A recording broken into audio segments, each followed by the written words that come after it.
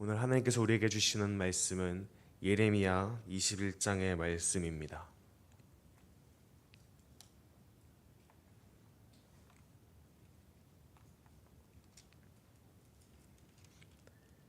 예레미야 21장 1절에서 14절의 말씀을 함께 교독하겠습니다. 여호와께로부터 예레미야에게 말씀이 임하니라. 시드기야 왕이 말기야의 아들 바스울과 제사장 마아세야의 아들 스버냐를 예레미야에게 보내니라.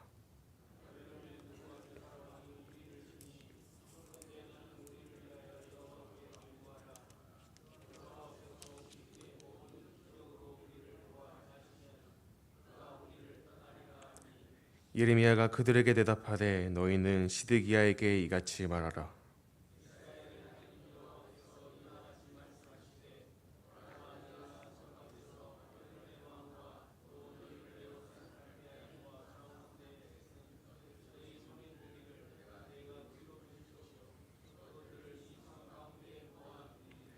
내가 든 손과 강한 팔 곧 진노와 분노와 대노로 친히 너희를 칠 것이며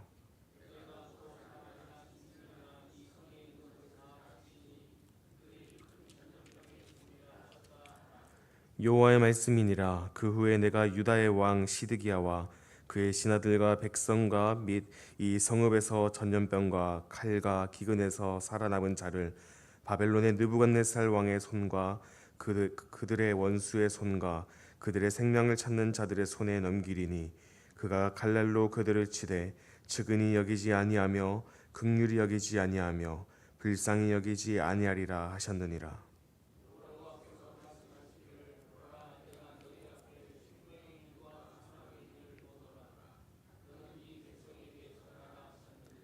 이 성읍에 사는 자는 칼과 기근과 전염병에 죽으려니와 너희를 에워싼 갈대아인에게 나가서 항복하는 자는 살 것이나 그의 목숨은 전리품 같이 되리라.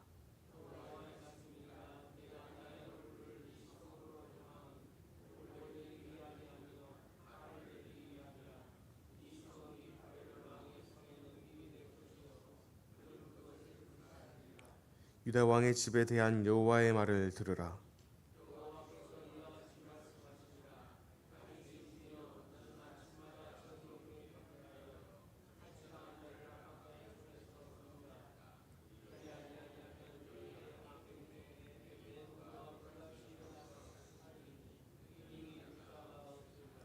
여호와의 말씀이니라. 골짜기와 평원 바위의 주민아 보라, 너희가 말하기를 누가 내려와서 우리를 치리요 누가 우리의 거처에 들어오리요 하거니와 나는 내 대적이라. 내가 너희 행위대로 너희를 벌할 것이요 내가 또 수풀에 불을 놓아 그 모든 주위를 사르리라. 여호와의 말씀이니라. 아멘. 오늘 본문 예레미야 21장의 말씀은 유다의 마지막 왕 시드기야의 통치 시기에 일어난 사건입니다. 바벨론 왕 느부갓네살이 이제 유다를 침략하기 직전 이 다급하고 위급한 상황 가운데 시드기야가 그의 신하를 예레미야 선지자에게 보내는 것에서부터 시작됩니다. 먼저 시드기야 왕이 누구인지 당시의 시대적 배경이 어떠했는지 살펴보겠습니다. 시드기야 왕의 원래 이름은 mat다냐로 그는 요시야 왕의 아들이었습니다. 그의 아버지 요시야 왕은 다윗 이후에 하나님께서 보시기에 가장 선하고 정직하게 행했던 왕이었습니다. 요시야 왕은 성전에서 제사장 힐기야가 율법책을 발견하게 되었고 그 말씀을 보고 이 요시야 왕은 옷을 찢으며 회개를 했습니다. 이를 계기로 그는 산당과 우상을 파괴하고 바알과 아세라의 제사장을 제거했으며 유월절을 다시 회복시키는 종교 개혁을 단행했습니다. 그러나 안타깝게도 요시야 왕은 애국가의 전투에서 죽게 되었고 그 이후 그의 아들들이 이 이스라엘을 통치하게 되는데 매우 불안정하고 그 임기가 매우 짧았음을 우리는 성경을 통해서 알 수 있습니다. 둘째 아들 여호아스는 불과 3개월을 통치했고 첫째 아들이었던 여호야김은 11년, 그리고 이 여호야김의 아들 여호야기는 역시 3개월 만에 바벨론으로 끌려가게 됩니다. 그리고 이제 이스라엘 이 남유다의 마지막 왕 시드기야가 즉위하게 되는데, 사실 이는 느부갓네살 왕이 세웠던 왕이었습니다. 본명은 마따냐였지만 시드기야로 이름을 바꾸게 되었고, 이 느부갓네살 왕이 지명하게 되어서 왕에 올랐으니, 어떻게 보면은 이 바벨론이 부려먹기 쉬운, 말을 잘 듣는, 어떻게 보면은 꼭두각시 왕이라고 우리가 살펴볼 수 있겠습니다. 그는 21살의 왕위에 올랐습니다. 그는 이스라엘의 왕이긴 했지만 모든 주권을 거의 바벨론에게 뺏긴 상황이었습니다. 민족으로서는 정말 뼈아프고 또 치욕이자 아픔의 순간이었습니다. 그래서 이 시드기야는 처음에는 바벨론 왕의 말을 잘 들어야 했습니다. 그러나 이 시드기야 왕도 이 바벨론으로부터 벗어나고자 하는 마음이 있었기에 바벨론과 반대의 국가였던 애굽의 손을 잡게 됩니다. 그러나 이 과정에서 바벨론을 반역하게 되고 배신하게 되면서 결국 오늘 본문 말씀에 이르게 됩니다. 바벨론이 이 시드기야의 배신을 보게 되고, 그리고 이 예루살렘, 이 남유다를 침공하게 되는 사건인 것입니다.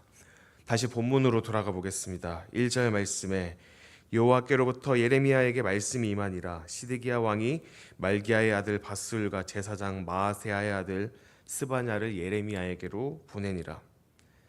시드기야 왕은 말가야의 아들 바술과 제사장 마아세야의 아들 스바냐를 예레미야에게 보내게 됩니다. 어떻게 보면은 하나님께 지금의 어려운 상황을 토로하고 하나님의 구원을 기대하는 마음으로 이들을 보냈겠지만, 겉으로와는 다르게 그들의 마음은 달랐습니다. 그들은 하나님을 먼저 의지하기보다 바벨론을 의지하거나 애굽을 의지하였습니다. 하나님께 먼저 기도로 나아가 방법을 구했던 것이 아니라 세상의 힘으로 보기에, 세상의 관점으로 보기에 바벨론을 쫓았거나 애굽을 쫓아갔던 것입니다. 결국 그들은 자신들의 모든 수단과 방법을 다 동원하고 나서야 이제 예레미야 선지자에게 찾아오게 된 겁니다. 그래서 2절 말씀에 이렇게 이야기합니다. 바벨론의 느부갓네살 왕이 우리를 치니 청컨대 너는 우리를 위하여 여호와께 간구하라. 여호와께서 혹시 그의 모든 기적으로 우리를 도와 행하시면 그가 우리를 떠나리라 하니. 사실 이스라엘 백성들은 하나님의 역사하심을 많이 경험했습니다. 하나님께 돌아가고 하나님께 기도했을 때 그들 앞에 닥쳤던 수많은 어려움과 문제들을 극복해낸 여러 가지 경험들이 있었습니다. 그런 기대하는 마음으로 이 예레미야 선지자에게 찾아왔던 것 같습니다. 하지만 그들의 행동과 그 마음은 매우 모순적이었습니다. 겉으로는 하나님을 의지하는 모습처럼 보이지만 그들의 내면에는 회개하거나 하나님의 말씀에 순종할 준비가 전혀 되어 있지 않습니다. 하나님의 역사하심을 기대하지만 하나님의 말씀에는 관심이 전혀 없습니다. 하나님을 신뢰하는 것이 아니라 강대국이었던 애굽을 그저 의지할 뿐입니다. 이런 간청에 하나님의 대답은 매우 충격적인데요. 4절 말씀에 보면 이스라엘의 하나님 여호와께서 이같이 말씀하시되 보라 너희가 성 밖에서 싸우는 바벨론 왕과 갈대아인을 막으려고 손에 잡은 너희의 무기를 내가 돌이킬 것이요 그것을 이 성 가운데 모아드리리라. 하나님께서는 이스라엘 백성들에게 힘을 더하여 주셔서 바벨론을 이기게 하시는 것이 아니라 오히려 그 남유다의 군사력을 무용지물하게 만들어버리고 그들을 바벨론 손에 넘기겠다고 선포하십니다. 이는 유다의 불순종과 죄악 때문일 것입니다. 5절과 6절에 내가 든 손과 강한 팔 곧 진노와 분노와 대노로 친히 너희를 칠 것이며, 하나님께서 여기에 진노와 분노와 대노로 너희를 친히 칠 것이라고 말씀하고 있습니다. 하나님의 심판이 얼마나 엄중하게 임할지를 보여주고 있으며 이 남유다를 향한 하나님의 심판이 또 완고할 것임을 보여주고 있습니다. 하나님은 바벨론을 물리치지 않으시고 오히려 이 남유다 백성을 그들에게 넘기시겠다고 말씀하십니다. 8절에서 9절에서는 하나님께서 이 상황 가운데 명확한 길을 제시해 주시는데, 이것은 생명의 길과 사망의 길 둘 중에 어느 길을 선택할 것인가 말씀하고 계십니다. 보라, 내가 너희 앞에 생명의 길과 사망의 길을 두었노니 이 성에 머무는 자는 칼과 기근과 전염병에 죽으려니와 나가서 너희를 에워싼 갈대아인에게 행복하는 자는 살 것이나 그의 목숨은 전리품같이 되리라. 여기서 너희가 생명을 보존할 수 있는 방법은 그저 바벨론에게 투항하는 것, 항복하는 것 말고는 길이 없다는 것을 이야기하고 있습니다. 너희의 교만함을 내려놓고 겸손히 하나님의 뜻을 받아들이는 것입니다. 예루살렘에 남으면 칼과 기근과 전염병으로 죽을 수밖에 없습니다. 하지만 바벨론에 항복하면 생명을 얻고 살 것입니다. 이 남유다 백성들에게 얼마나 치욕적인 대답이었겠습니까?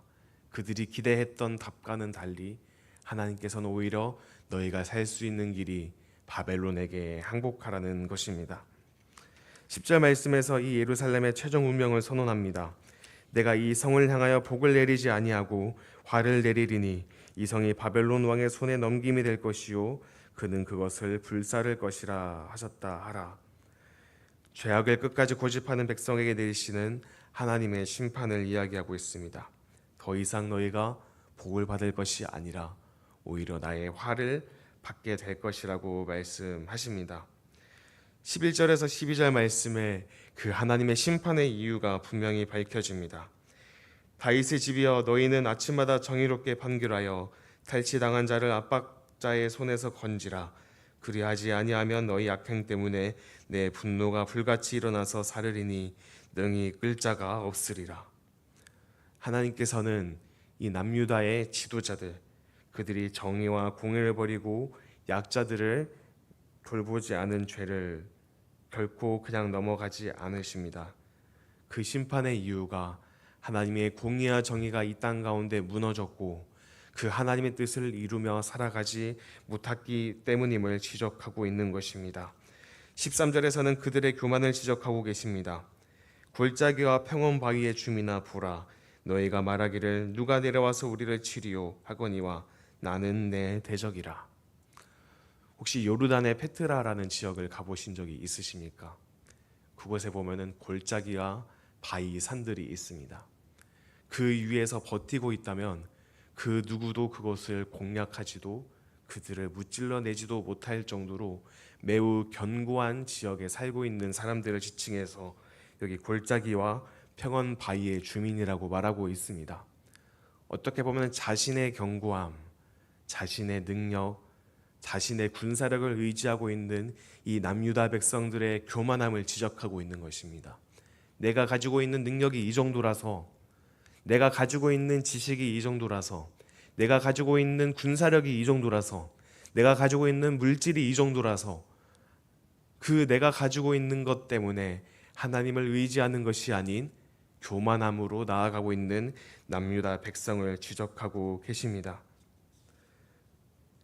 그들 앞에 그 많은 것이, 그 좋은 것이 있다고 할지라도 하나님께서 그들을 보호하지 않으시면은 그 모든 것이 소용없다는 것을 보여주고 있습니다. 결국 성경의 역사처럼 그들이 가지고 있는 매우 견고한 요새도 그들을 보호해 주지 못합니다. 왜냐하면 하나님 앞에 지었던 그 죄악 때문에 하나님의 공의와 정의를 이 땅 가운데 실현하지 못하고 오히려 약자들을 핍박하고 그들을 돌보지 않았던 죄, 그것으로 인해서 그들이 가지고 있는 것들이 자신을 보호해 주지 못하고 그들에게 하나님의 심판이 임한다는 것을 보여주고 있습니다. 14절 말씀에 하나님의 최종 심판의 확고성을 보여주고 있습니다. 내가 너희 행위대로 너희를 벌할 것이요 내가 또 숯불에 불을 놓아 그 모든 주의를 사르리라 하셨느니라.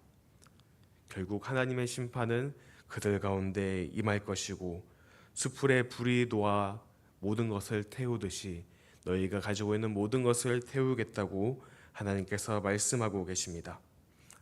이 시드기야는 하나님의 말씀을 듣기는 했습니다. 결국 그 말씀을 외면했습니다.